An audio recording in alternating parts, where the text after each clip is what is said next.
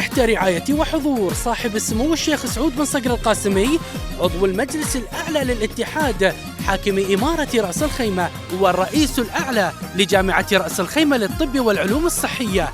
تنظم جامعة رأس الخيمة للطب والعلوم الصحية بالتعاون مع مؤسسة تحقيق أمنية مهرجان رأس الخيمة الرمضاني 2013 الموافق 1434 هجريا ابتداء من 4 وحتى 29 من رمضان.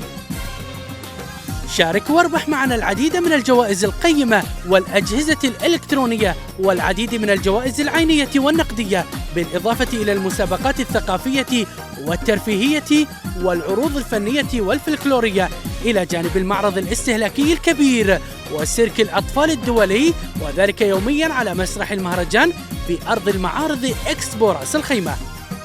ادخل بالسحب، فقد تكون أحد الفائزين بإحدى سيارات المهرجان التي سيتم السحب عليها خلال أيام الشهر الفضيل.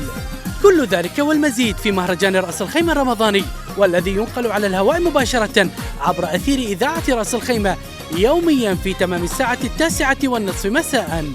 للتواصل والاستفسار يرجى الاتصال على الأرقام التالية: 050 500 7161 أو 055 5400 612. ليكن مرحكم سببا لسعادة الآخرين.